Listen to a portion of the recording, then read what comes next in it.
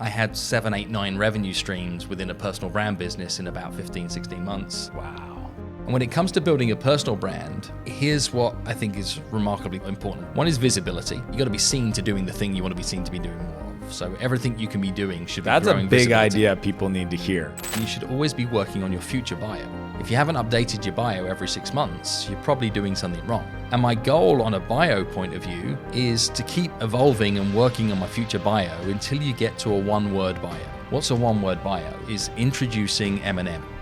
Right? No further explanation Share. required. Right. Share, Gaga. Oprah, Gaga. No Yeah. further explanation required. That's a good North Star. It's like keep adding until That's Elon. This is crazy. I hope everybody that's an author, a speaker right now is going like, I've got to level up my game. Phil Jones, man, appreciate you being on the show. Love being here. Thanks, Dan. So we're in your beautiful, exactly what to say HQ, literally overlooking this is incredible. Thank you, friend. It's inspiring. It's inspiring. We're going to dive into the amount of books that you have on your books. And I mean, it was crazy. You pull out a stat, you're like, yeah, these are just a few of them. Yeah. And we have others and the brands. I want to unpack for everybody, because I've been fascinated. We've been kind of social friends from afar. The business of information, right? Okay. What I call the wisdom economy. Yep. But you're obviously an incredible author, but you've been speaking I think I went online. I literally binge watched a ton of your stuff. I heard like 2 million people you've spoken to over the years, Yep. 2,500, probably more now, like almost 3,000 talks you've given. Somewhere like that. And you were really quick to jump on the virtual stuff when COVID happened. Like there was no beats, miss, zero. I saw your YouTube video go up and it's like, now we're going virtual. How long did you do speaking before you wrote the book?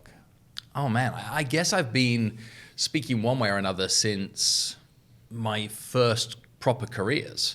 At 18 years of age, I was one of the youngest sales managers for a big department store group. Yeah.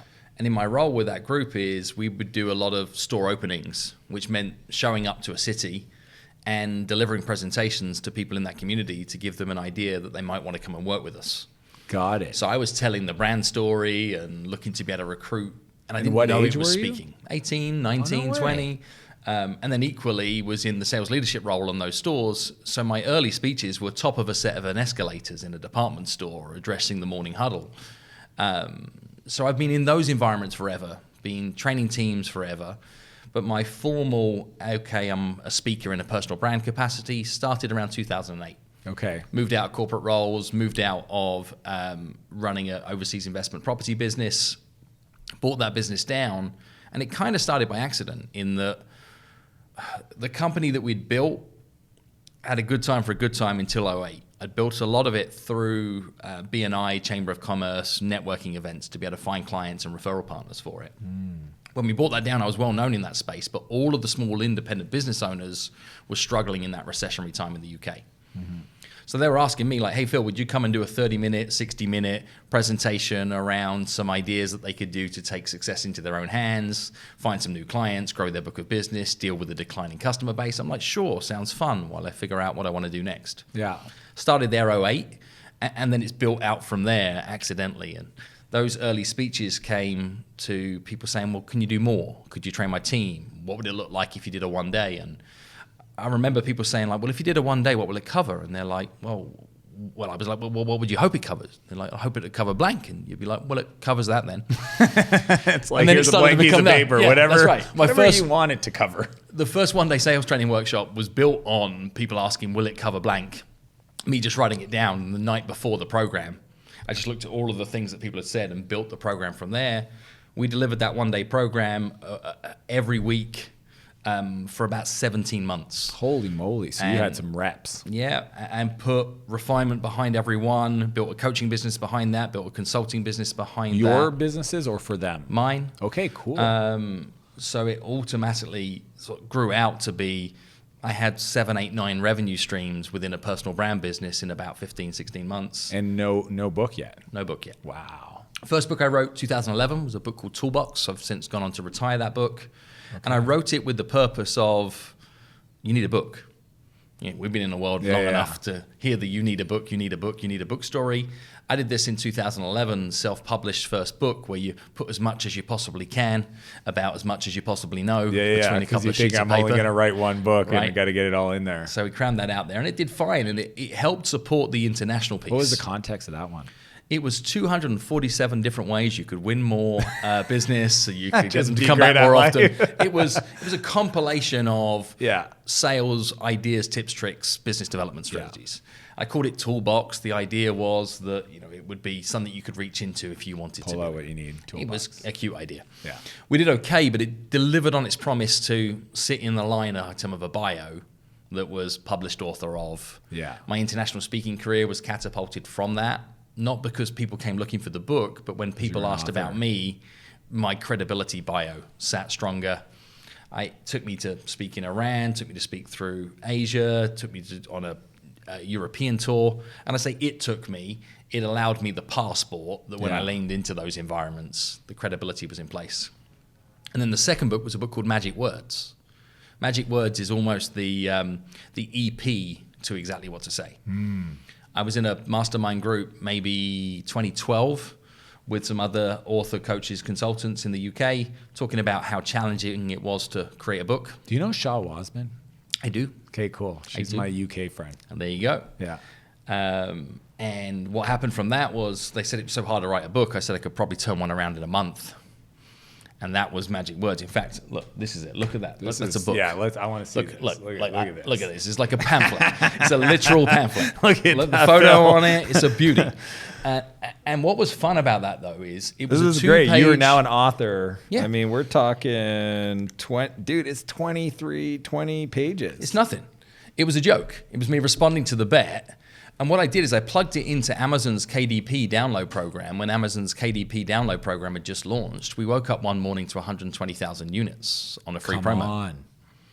Oh, that makes sense. Yeah. And then what happened was this became a giveaway. It became lead capture. It became a thing that I could customize and change colors for a client. We could do 12 copies, 30 copies. It was just for fun. It was the takeaway. We plugged it into CD content and used it when I spoke at events for lead capture. And it became a part of my brand from a Magic Words point of view. And every time I spoke or delivered a workshop, people would say to me, like weeks, months, years afterwards, still using your Magic Words, still using your Magic Words. So that was the success leaving clues thing. Exactly What to Say came about a little later, where I was going through my geographic move from UK to US and made a decision that I didn't want a global speaking business anymore. I wanted a North American speaking business. I wanted to really sort of focus effort and energy into building a business in one of the richest markets in the world in the speaking profession. Thought I've got to write a new book.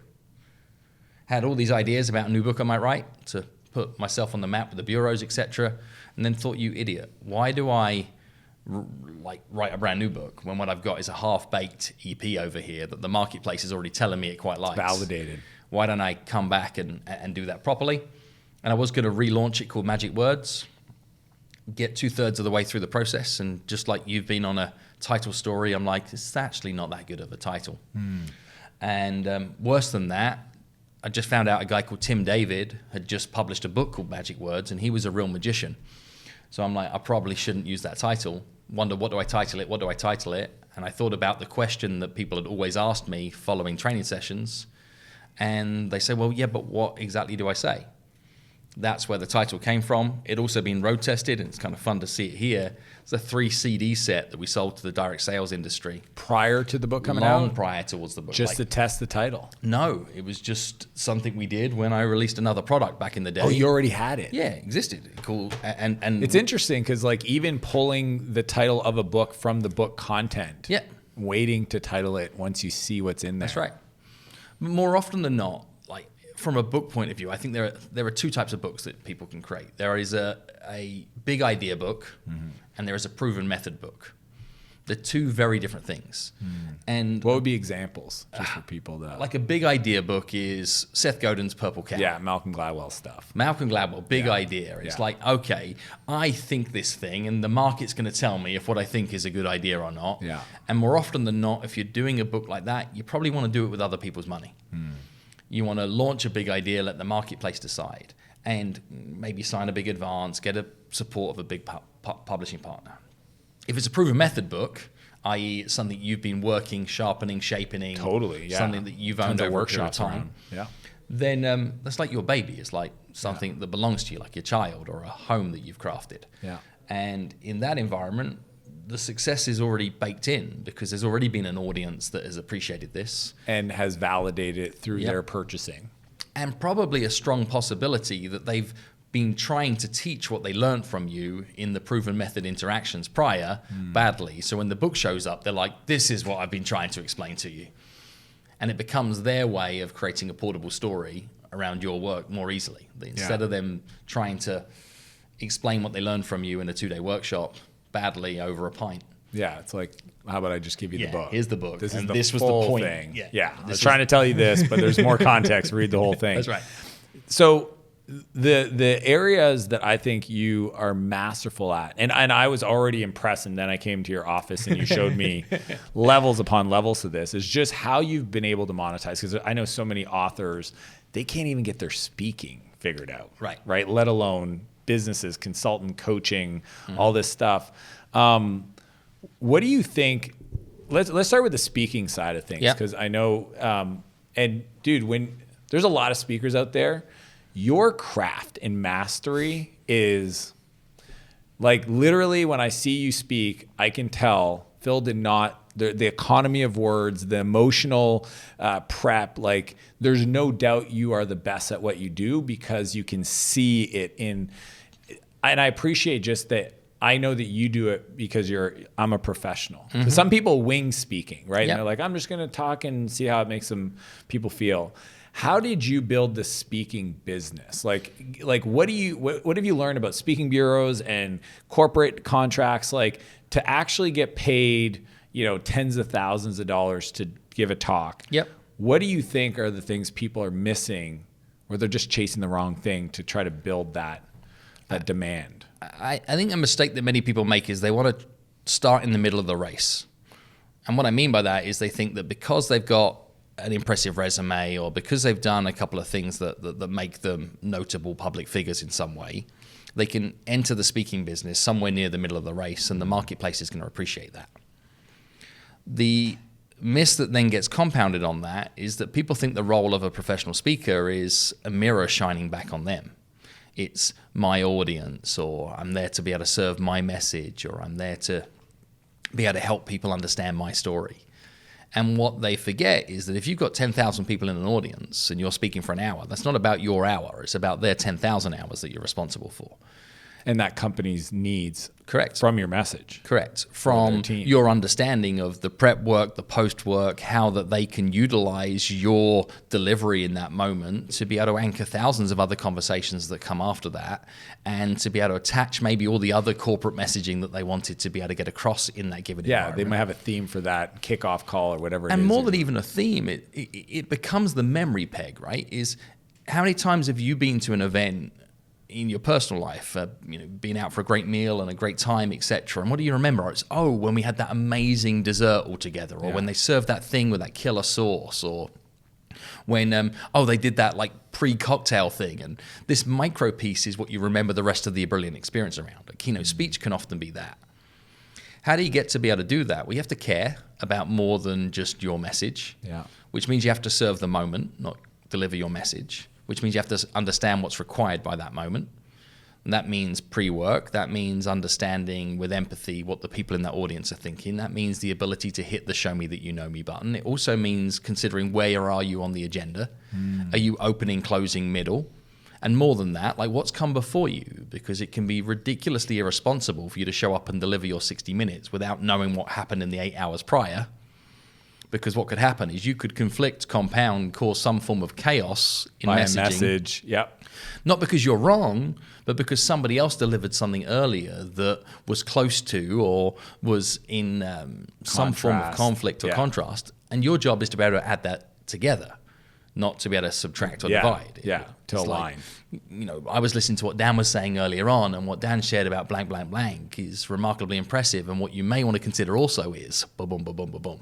Let's build on it. And now what you do is you show the audience that you're a willing participant in an event, as well as just the sage on the stage. Talking at them. Correct. Everybody needs to rewind and listen to what you just said, Phil. Because like as you're talking and you're saying the show me that you know me and the pegging of them, and I'm just like, listen, I'm like, I need to take notes because it just demonstrates that you're a student of your craft. And if you want to get paid to speak over a sustained period of time, what's imperative is that you are always better than your fee. So that means that, great, you get paid $15,000 once. What you could risk is that somebody's like, she was pretty darn good, but for that money I expected more, career is over. You'd have been better to be a $5,000 speaker on that day. And they were like, wow, geez, for $5,000. Yeah, because we paid this other guy 15 or 25. And she was like maybe just as good, if not better. And now reputations are built on that. That means that you probably want to be a brilliant free speaker, a brilliant $500 speaker, a brilliant $1,500 speaker, a brilliant $5,000 speaker, a brilliant $7,500, 10, 12, 5, 15, 20, 25, 35, 50. And now you're playing with the house's money. But you've earned it. Yeah. And you've put that all in the bank. And then what else you need to be responsible for if you want to win on the stage is you need to be able to deal with anything that might go wrong. What do I mean by that?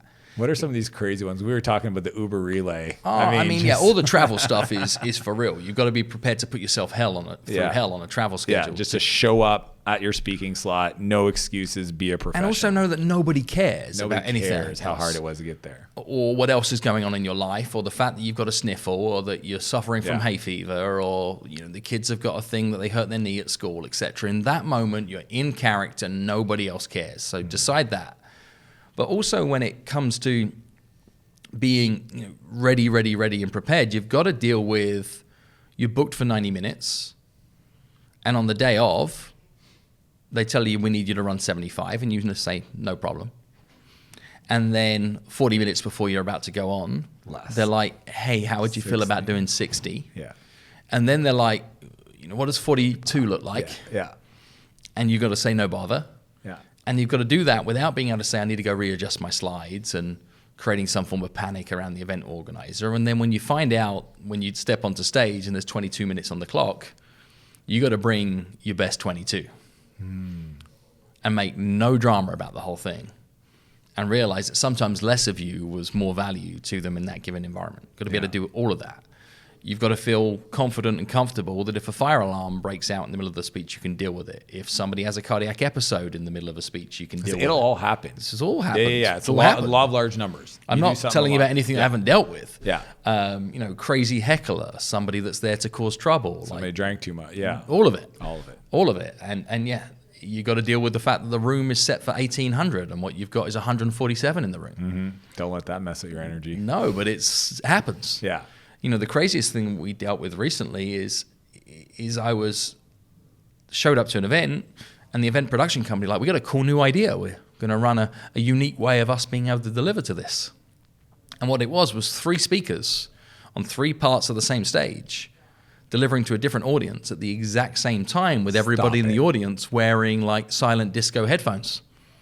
So you're in a giant auditorium, microphoned but not amplified, where you can hear the other 2 speakers delivering to the side of you, and you don't know if the audience you're looking at is listening to you or either of the other 2 folks. It wasn't even, they get to choose come on. Choose your own adventure. Right. You got to be able to say, I can deal with all of that. And you just are bring it, show up. I'm going to crush these guys. Yeah. And then also sometimes you do your job great and sometimes you do a great job. And I think both of those things need to show up, right? You're not always the superhero.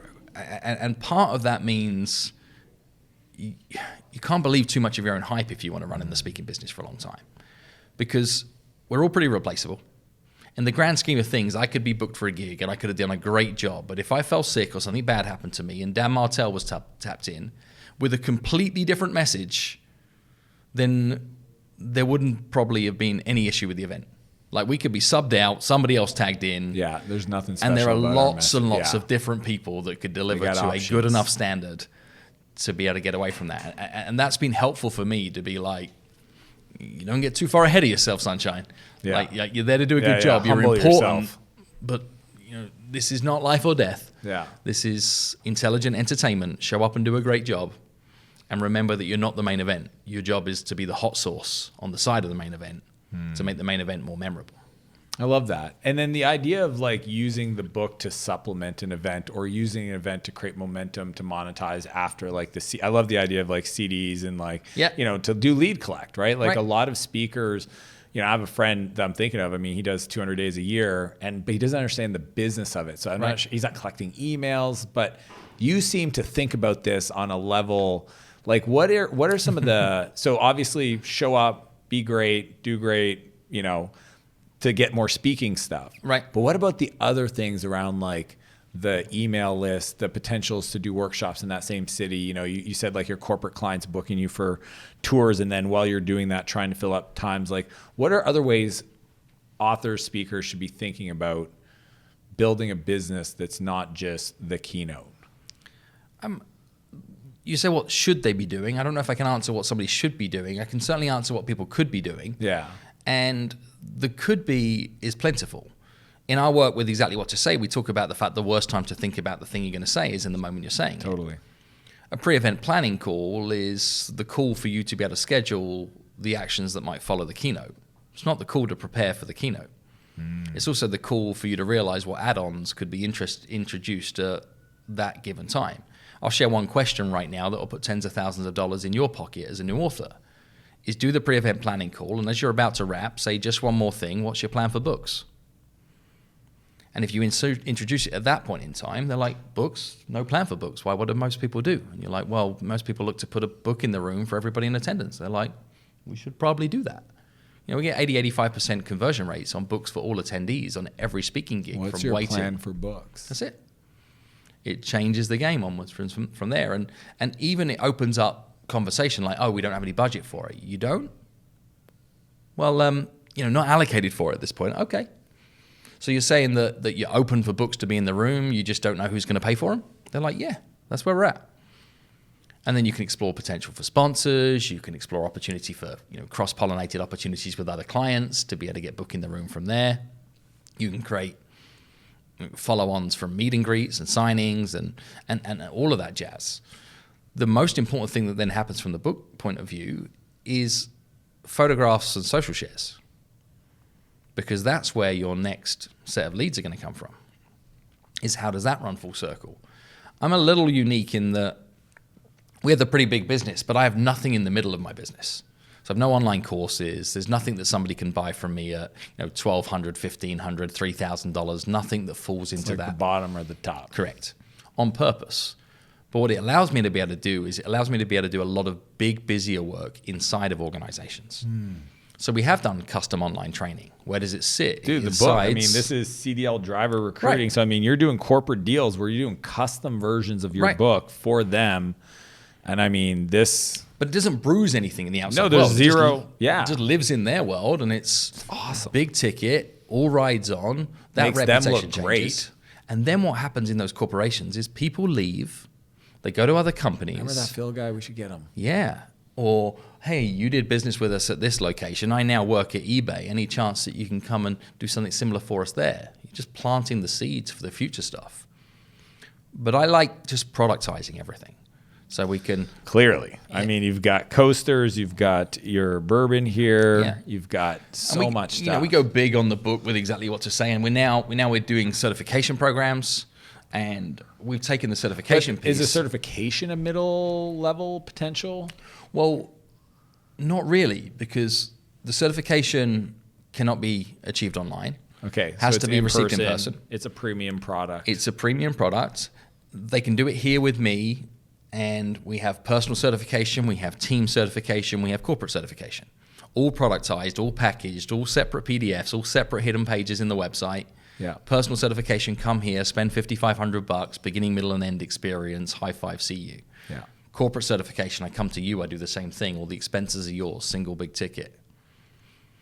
What we've then got is certified guides where people are then licensed to deliver and then train the work. They pay an annual fee from a licensing point of view. Yeah, to maintain it. But what they then do is they need to have a workbook for it to be a certification program. Workbook is a profit center. Yeah. And don't you even have people that you'll allow them to put their name on your book? Our certified guides. Yeah, I don't know if I have a copy. You might have one. It might be over there. Yeah. But what we've done is we've created ways to customize the book, whether it's a corporate customization, whether it's a small independent brand that wants to use it as part of their onboarding experience. We do customization from as little as 100 units. And right up to 10,000 plus units that we've done for brands like Volkswagen, etc. But our certified guides have their own exactly what to say version that is, we call it an industrial strength business card. So it brings their credibility forward, is their positioning. Back of the book is all of their testimonials, their credibility pieces. And what our guides often do is, they'll have a couple of hundred of their personal custom edition, use it to open doors, create new opportunities, gifts to past clients, and then they'll have the sort of OG edition to be able to plug into their events at a lower unit price. But we just built a business model that allows people to now partner with exactly what to say. And the big difference between what we've done with certified guides and what many others have done is all of our guides stand in front of the brand, not behind it. So if you look at any of the other sort of big names, it's they're the name, so-and-so's coaches, etc. Didn't want any mini fills. Okay. What we're looking at is, this is Trisha Browers. She's an experienced professional trainer. She's done this, she's done that, she's done the other. Clients include this. Oh, and she just so happens to be exactly what to say certified. Sits lower down in the bio. Yeah. And if people can't win their own clients and don't have their own credibility, they don't come into our world. But our world is the thing that ties them together. So neat. And essentially what I've noticed with your stuff, Phil, is most people write a book. 3 years later, they write another book. You know what I mean? But it seems like your approach is to campaign it. Well, I'm like taking clues from the music industry. If you look at any band that has lasted 20, 30, 40 years, they're not lasting 20, 30, 40 years on writing new music. You got the greatest hits. The greatest hits on repeat, collabs, customizations, reinventions, finding new audiences for the same thing. John Bon Jovi has to be just as excited singing Living on a Prayer tomorrow as he was 30, 40 years ago. And guess what? If he delivers a rock concert where people have paid to show up, they want to sing along. They want to sing along to Living on a Prayer. They're not like, hey, show me your new stuff. New stuff that I've never heard. Right. Yeah, they've been working on. Right. With a little preamble as to why this is so magical. It's like, no. Give me the stuff that I know. And the world is so crowded, and I've seen so many examples of this, of other great thought leaders. Is Simon Sinek has done an incredible body of work. He's going to struggle to shake the fact he's the why guy. Yeah. Doesn't matter what else they've done. Yeah, Mel Robbins, incredible body of work. It's like, let's count down from 5, shall we? Yeah. And that's the strength of a great brand. Is like, if you can be so well known for a single word or a single thing, etc., why would you try and dilute the potency of something that could help you grow a massive, long-standing body of work? Yeah, because there's so many other people that have never heard that message. Correct. And I know you did the real estate one. You've done a bunch of these. That's right. So even unpacking that, how did you think of who to do the collabs with in these different industries? Yeah. So there's two types of collabs, right? There's the behind closed doors collab, which can be like, do I like the people and are they prepared to pay the fee? Because behind closed doors, I do what you need. Right. This is what it is. It can exist in the background. There's no external exposure. Yeah. There isn't a week that goes by in my life where somebody doesn't say, hey, you should do exactly what to say for something. Something exactly what to say for SaaS founders. Like, you could argue that there's a reason for everything. How do you decide what you bring to open market? Well, this is tougher because most markets aren't narrow enough and deep enough to warrant doing a book. They might be narrow enough and deep enough to do a course or to deliver a training program for or to run a high-end masterclass for, etc. But there aren't many markets that have got 100,000 units in them. So you've got to think that one first. Yeah. There are some that will definitely have 100,000 plus units in them. Markets like the dating world, markets like parenting, financial services, etc. Real estate, the big industries. What you've then got to consider is message and messenger. So do I want to have my name on the title of a book that is positioning myself as an expert towards marriage or parenting? No, thank you. Not your thing. No, thank you. Do you think it is for your stuff like commission-based sales professionals? It can be, but we've got the OG edition that actually starts to lean towards that. Yeah. There's almost no need to create a customization unless there was a collab with it. Yeah. So say, for example, Salesforce decided that they wanted to be able to create something where 2 + 2 could equal 5, and we ran that together, and we were pointing it at commission-based salespeople. Now we're talking, because the partner creates that niche, the credibility. Focus, and that's what we did with the real estate edition. Is real estate is magical because there is incredibly high earnings potential, low barrier to entry, and a very big churn of people joining the industry. So there's always people. Always new people. Plus, training and personal development within that space is 2 things. 1, largely terrible. 2, people are prepared to pay for it. So what you've got is a little bit of a sweet spot in the real estate space for producing a book that says we can build an evergreen perennial bestseller in that space. For context, is my real estate book across all platforms has sold around 75,000 units. Which for a niche edition is phenomenal. Awesome. For any nonfiction book, That'd 75,000 units would be like ka-ching. Yeah. You can hit Wall Street Journal, 11,000 units. Yeah. So we're there with a real estate only edition, sustained over time, but it keeps running. Like, I checked my stats before jumping on this. We've done 42 units of that book today. Yeah. And we did more than that yesterday, and about the same the day before, and about the same the day before, and it's kind of flat. It's one of the only growth curves in my business that I'm happy to see. Yeah. Sustains. Sitting Did you sit down and think of the industries and approach people, or you just waited for it to organically happen, knowing that there was potential there? It's all of that. I'm committed to the growth of the Exactly What to Say brand forever. Okay, so the brand that's the thing. So when it comes to collabs, it's people, place, opportunity, bandwidth. Yeah. All of those things coming together. And the real estate version was brilliant to do with Jimmy and Chris because I'd keynoted for their audience. I'd done a second keynote for their audience, was well liked by their existing customer base. What they could also do is facilitate the working groups that I needed to be able to create the customization, because I didn't want to do the customization through them and their expertise. I wanted to do it through their customer base. For sure. So we created all these micro workshops and think tanks that was getting me clear on the critical conversations that people in real estate were facing. If they were a new agent 6 months in, if they were a 30-year tenured agent, if they were running a big team, if they were in a luxury market, if they were in a volume market, if they're in a rental market. Like I built all these personas and said, fill the room with at least one person from each of that list. They managed to do that for me. Yeah. We also had a real clear win-win deal on a collaborative book. Is they wanted the credibility and the expertise inside their brand, and the ability for this to be information that lived in the world of their customer base, and lead generation for their core business. I wanted the book and the micro niche and speaking and training opportunities within the world of real estate.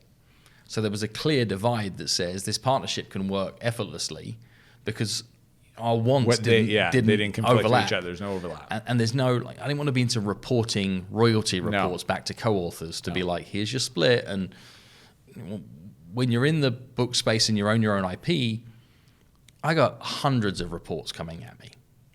$9 from here, and $37 from here, and $1,400 from there. Like, I'd have to employ somebody full time to pull it all together. Yeah, and it's like, no, thank you. So clean. And we did that with those guys in 2018, 2019. Was there an upfront fee they paid though for you to get involved in that, or there was a bit of a trust that they would promote it on the back end? There was a financial commitment to a body of work over a 12-month period of time that was inclusive of the book. Got it. So the book was a byproduct of that Correct. project. It was a bigger project, consulting agreement over 12 months as a retainer. One of the scope of work line items was within this timeline, a book would exist under this guise. That's cool. Yeah.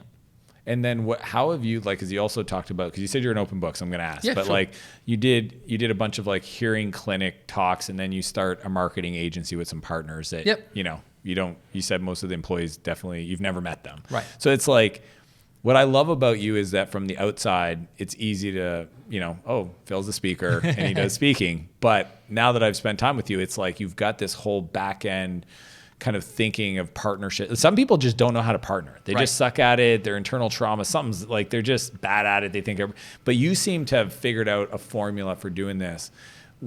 Is there strategy to it, or is it just whatever, again, the opportunity? I'm just curious if there's a pattern people can extract from this. The strategy for me around particularly partnerships is to make sure I'm never too big of an important part of that operation.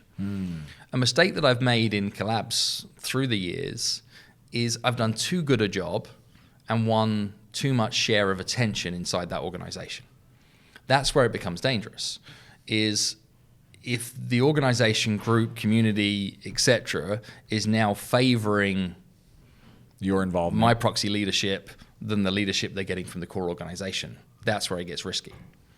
That's why I have no conflict of interest within the middle of my business that could start to be able to say, come join my tribe, come pay fee towards me, etc. It's more, I'm in the business of helping other people's train sets run faster. So my product set is built towards that. How do we then do that from a collab point of view is my objective is to be hot sauce. If you think about Tabasco as a brand of hot sauce, how many tables around the world does that sit on? How many people order that product on repeat? Millions. Phenomenal number of people. Yeah. And nobody knows it's there until they want it. But it's not stealing the show. No one's like, I got to go to that restaurant because it's got Tabasco. But there it is, sitting on the side of a table everywhere, ordered on repeat, ordered on repeat, ordered on the repeat. I can get to a position of scale. I can buy back a ton of time if what I'm doing is I'm making a little bit of money there, a little bit of money there, a little bit of money there. I can have hundreds of partnerships of where I play a really important part. I'm an essential ingredient that helps their business run faster, but I don't steal any of the limelight, or certainly not so much of it. And that has been my route to scale that is a little different than most because, I don't have a podcast show on purpose. Because you can just go on other people's podcasts. Well, I get a lot more reach by getting to meet Dan's friends than trying to be able to find somebody else to introduce to mine all the time. Yeah. And my view is the same on that from speaking. My view on the same of that is all other collabs. And then how do you decide what is this like for fun It's for fun. stuff? Okay. Well, and my best friend is in Kentucky and he introduced me to bourbon. We've done tons on the bourbon trail together. Yeah. But do you bring this into your speaking stuff? Like, how are it's fun gifting, ways? Yeah, it's talk scripting. triggers. It's a chance to be able to. I'm a British guy, right? Yeah. And I love bourbon, and people think I know nothing about bourbon because I'm a British guy, and you guys are. Clearly probably should be a Scotch drinker. Yeah. It's kind of fun when I'm in parts of the country where people are like, "Oh, you like bourbon? That's cute." And then what we can do is stack out some fairly rich knowledge about it. And then, oh, by the way, I got a collab product I did with a small micro distillery here in New York City. Yeah. It's a credibility piece. And when it comes to building a personal brand, here's what I think is remarkably important and repeat. One is visibility. You got to be seen to doing the thing you want to be seen to be doing more of. So everything you can be doing should be growing visibility. That's a big visibility. idea people need to hear. Right. You got to be seen doing a thing you want to be doing more. Right. Like it sounds crazy, but it's like this is your, like you said, photo ops of after you speak. All like yes. You touched on the virtual thing. Is I never had to tell somebody I can do virtual events. We just jumped straight to doing virtual events, built photo evidence around it, did a show reel around the fact that virtual events. I was the first person to ask my photographer to take photographs of my screen delivering virtual events that then went onto our virtual page. I think we may have hired that guy to do our virtual event photos. Yes. Get caught doing the thing that you want to be seen doing more of. That's so good. Visibility then jumps to credibility. Credibility is about putting your pegs in the board. I touched today in this interview that there was a point that if I wanted to speak internationally, I needed to be published author of blank, otherwise my bio doesn't add up. By credibility, I mean you should always be working on your future bio. If you haven't updated your bio every 6 months, you're probably doing something wrong. There needs to be something else that is adding into your credibility piece. Otherwise, what you are is the guy that worked for IBM in 2014 that's still trying to call that relevant today. Yeah, it's not going to work.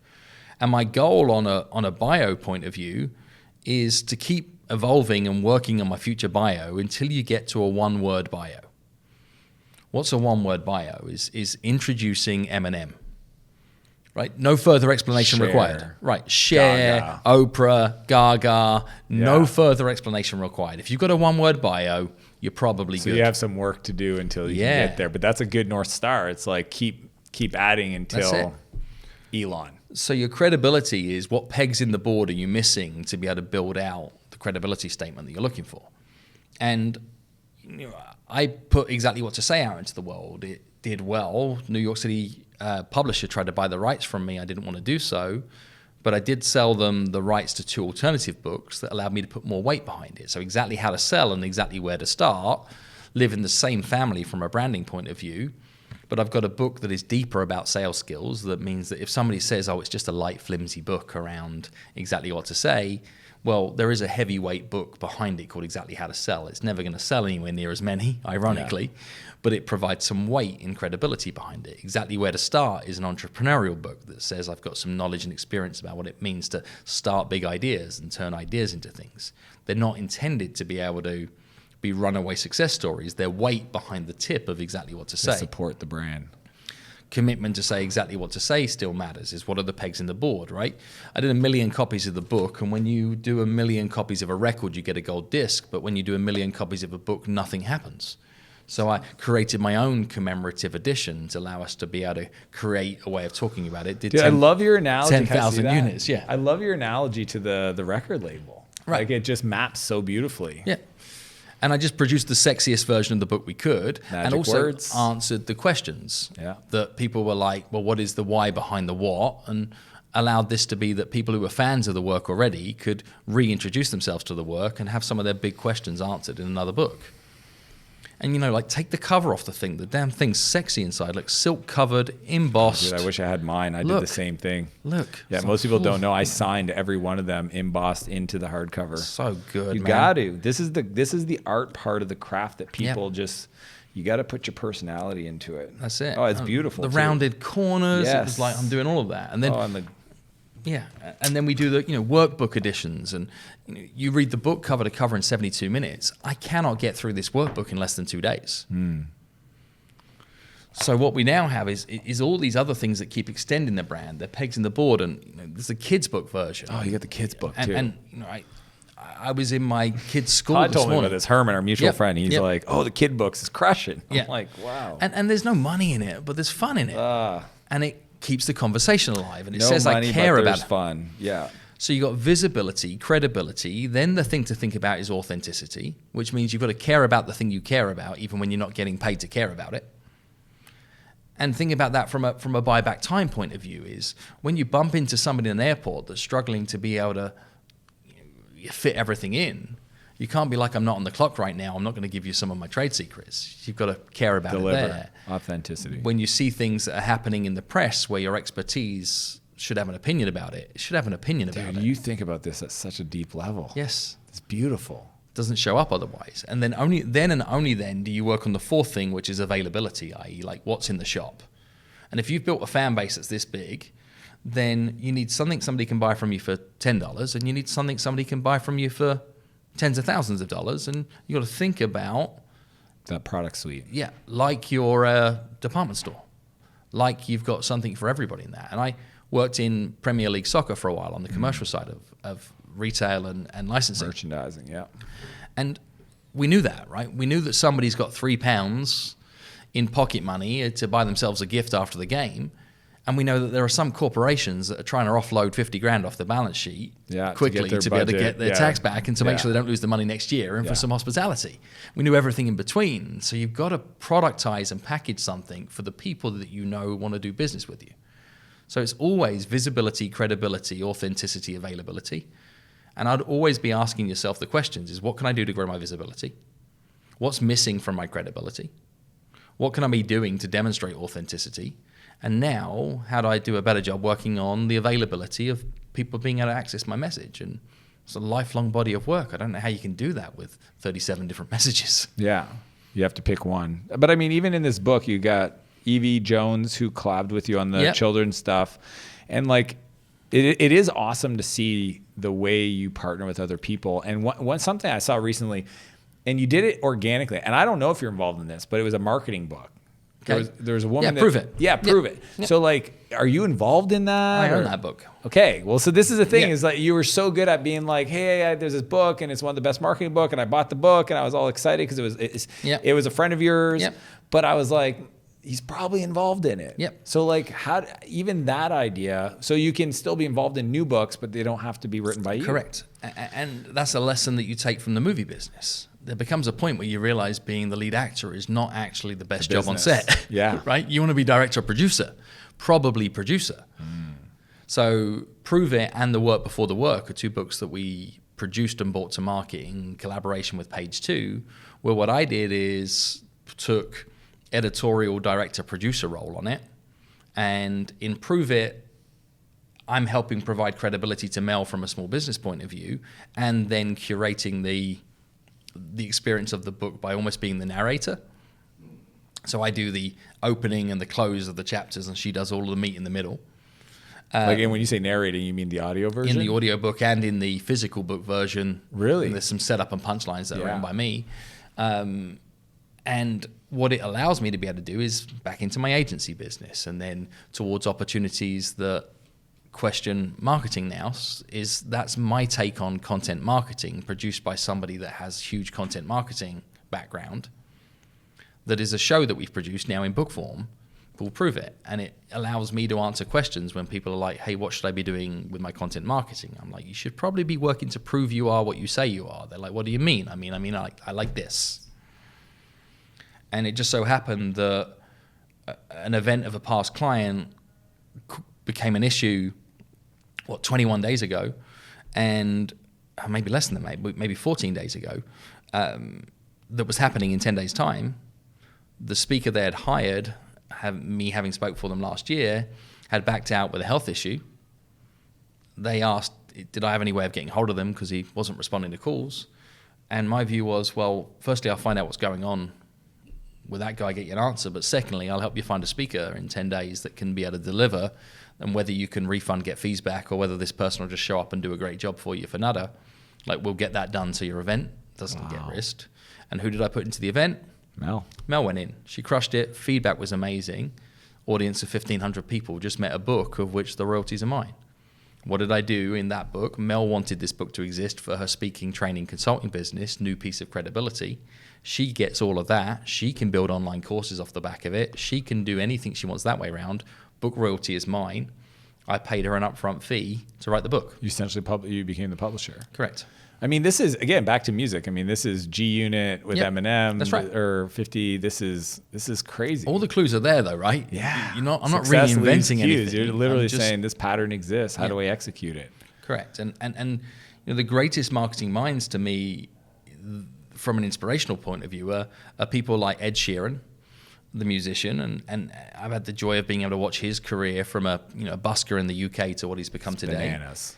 And two things he's done remarkably well. One is data collection.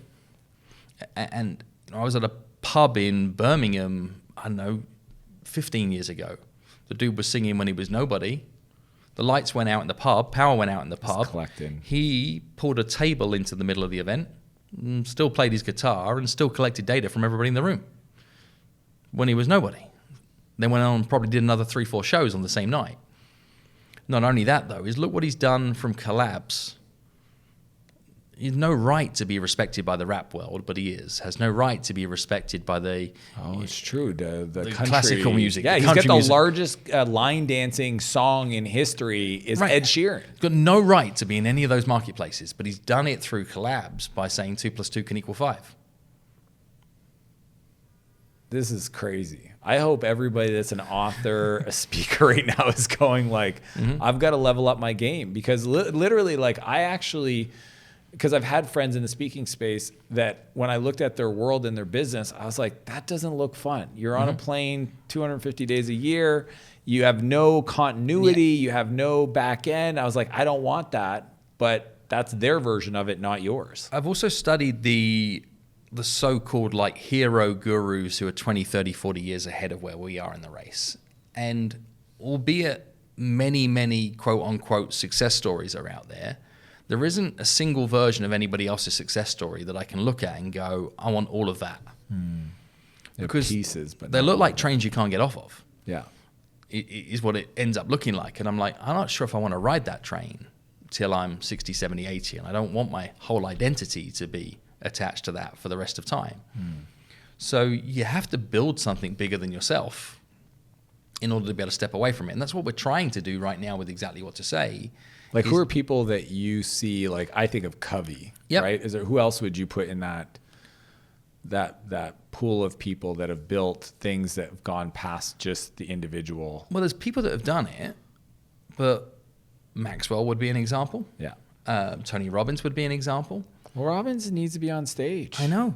And they still all need the name over the door on everything. And they've still got to touch everything. And the ego is still highly attached to it. I remember I met Richard Branson in Verbier. I spent a week with him. Yeah. And we're having dinner. And I said, what's the most important thing in business? And he's got this super like, kind of like not, I'm not saying he's not intelligent, because clearly he is, but it's interesting the way he replied. He's just like, it's the brand. Right.